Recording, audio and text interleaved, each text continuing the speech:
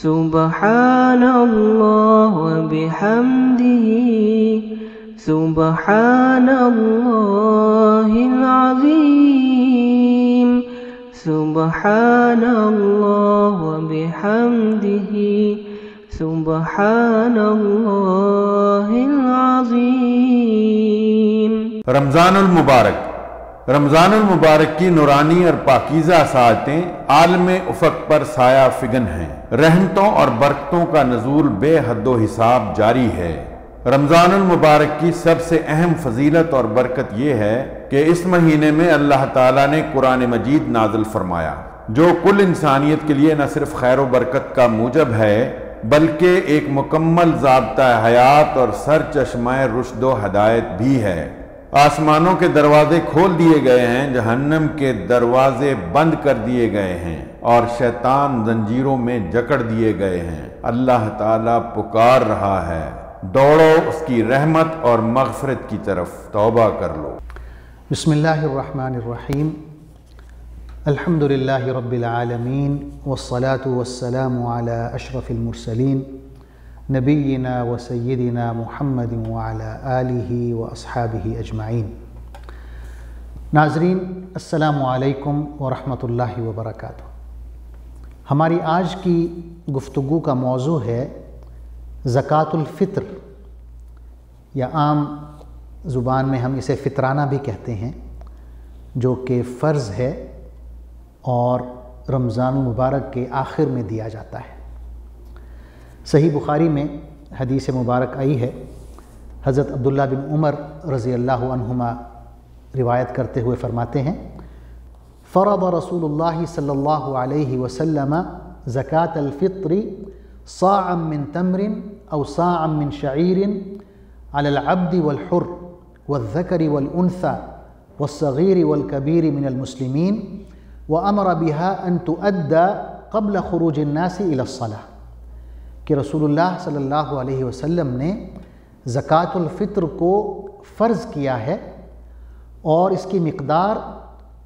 کھجور کی ایک صاع ہے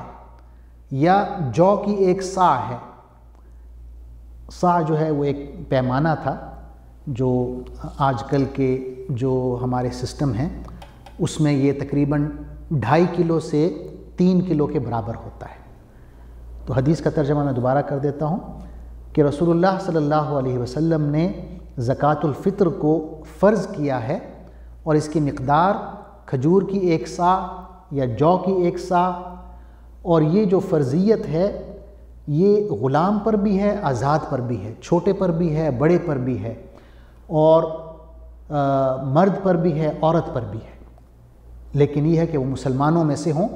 اور یہ بھی حکم دیا کہ یہ جو صدقہ ہے یا زکوٰۃ الفطر ہے یہ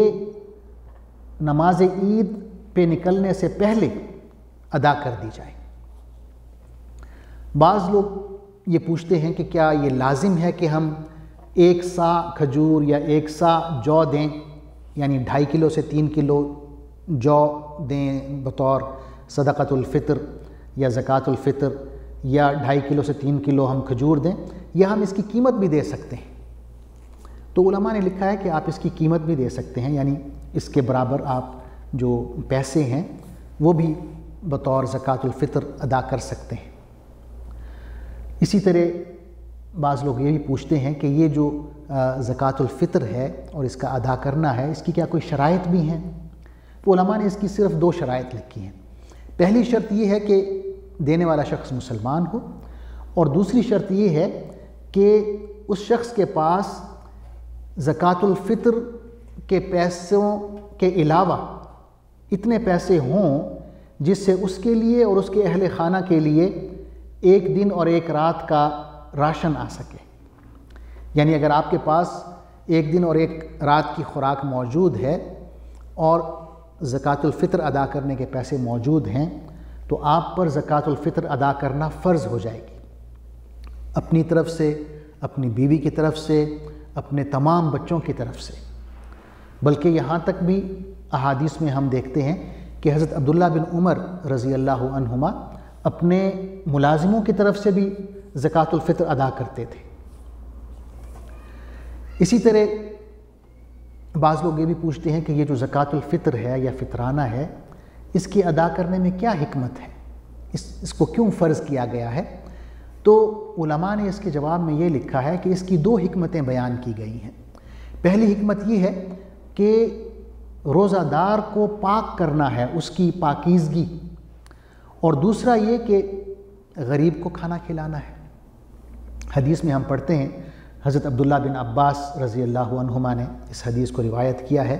فرماتے ہیں فرض رسول اللہ صلی اللہ علیہ وسلم زکاة الفطر طہرة للصائم من اللغو والرفث وطعمة للمساکین، کہ رسول اللہ صلی اللہ علیہ وسلم نے زکوٰۃ الفطر کو فرض کیا ہے تاکہ روزے دار سے جانے میں یا انجانے میں کوئی فضول بات سرزد ہوئی ہو یا کوئی گناہ سرزد ہوا ہو تو یہ اس کے لیے پاکیزگی کا باعث بنے گا، اور دوسری حکمت یہ ہے کہ یہ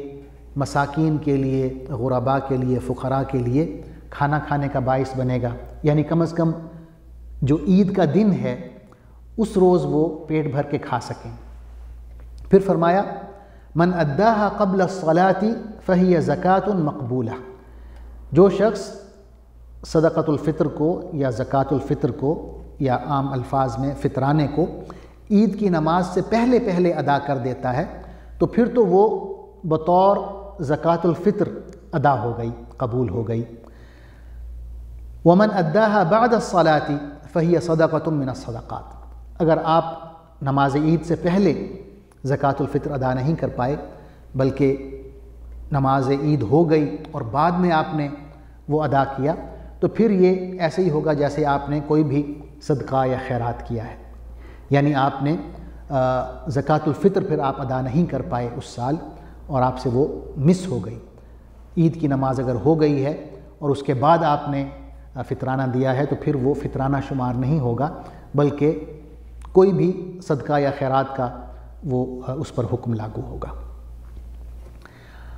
اسی طرح ہر سال یہ سوال بھی پوچھا جاتا ہے کہ یہ جو زکوٰۃ الفطر ہے یہ کتنی ہم ادا کریں، اس کی کیا مقدار ہے؟ تو اس میں ہر سال اختلاف آتا ہے، جیسے کہ حدیث میں آیا کہ یہ 1 صاع کھجور یا 1 صاع جو آپ نے دینا ہے،